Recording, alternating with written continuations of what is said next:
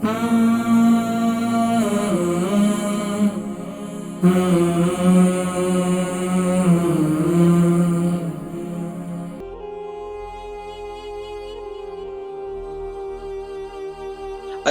اختر صاحب ہیں ماشاءاللہ لندن سے، ان کی عمر 85 ہے، بزرگ ہیں ہمارے، اور 165 کے جی ان کا وزن ہے، وزن کافی زیادہ ہے، وزن پر توجہ دیجیے۔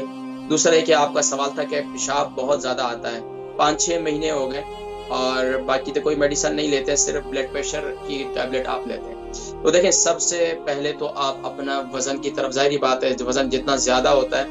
تو اس کے ساتھ اس کی خوراک کا بھی ایسے ہی سسٹم چلتا ہے، پانی کا بھی ایسے ہی سسٹم چلتا ہے، تو اسی طریقے سے آپ اس پر تھوڑا سا توجہ دیں۔ اور دوسرا، جب پانی آپ پیتے ہیں تو پانی سپ سپ کر کے پئیں، تو ہمارے ہاں پانی جب فوراً جلدی جلدی پیتے ہیں تو اسی وجہ سے بھی ہوتا ہے۔ تو پاؤں کو ٹھنڈا نہ ہونے دیں، پاؤں میں ساکس وغیرہ پہن کے رکھیں، تاکہ پاؤں میں سردی لگنے کی وجہ سے بھی، پاؤں ٹھنڈے ہونے کی وجہ سے بھی آپ کو پیشاب بسا اوقات مثانے کے اندر ٹھنڈک پیدا ہو جاتی ہے، جس سے پیشاب زیادہ جلدی آتا ہے۔ تو اب آپ اس کے لیے کیا کریں، میرا ایک بہت ہی بہترین نسخہ ہے جو ماشاءاللہ بہت ہی مفید ہے، اور ماشاءاللہ یوکے یورپ میں بے شمار ایسے مریض ہیں جنہوں نے ماشاءاللہ یہ نسخہ استعمال کیا، اللہ تبارک و تعالیٰ نے انہیں اس مرض سے شفا یابی نصیب فرمائی۔ جن کو بھی پیشاب بہت زیادہ آتا ہے، بار بار پیشاب آتا ہے، تو ان کے لیے یہ نسخہ بہت مفید ہے۔ نمبر 1 آپ لے لیں یہ انار کا چھلکا، انار دانہ نہیں، انار کا چھلکا، یعنی کہ جو یہ انار ہم کھاتے ہیں اس کا جو اوپر کا چھلکا ہوتا ہے، یہ چھلکا اس کو لے لیں، اس کو سکھا لیں،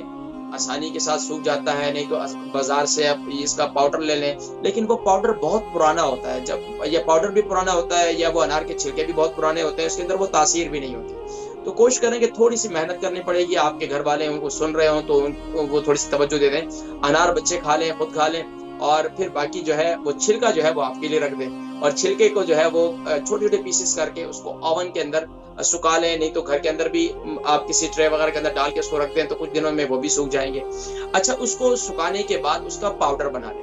پاؤڈر بنانے کے بعد اس کے 100 گرام یہ انار کے چھلکے کا پاؤڈر بنایا گیا، 100 گرام انار کے چھلکے کا پاؤڈر ہے، اور اس میں 30 گرام آپ اجوائن شامل کریں گے، 30 گرام اجوائن شامل کریں گے، اور اس کا پاؤڈر بھی بنا لیں گے، دونوں کو شامل کر دیجئے، یہ مکس کر کے اس کو اپنے پاس کسی جار کے اندر رکھ لیجئے۔ رات کو سونے سے پہلے آپ اسے ہلدی والے پانی کے ساتھ، ہلدی والا پانی بنانے کا طریقہ کیا ہے، فریش ہلدی کا 3 انچ کا ٹکڑا لے لیں،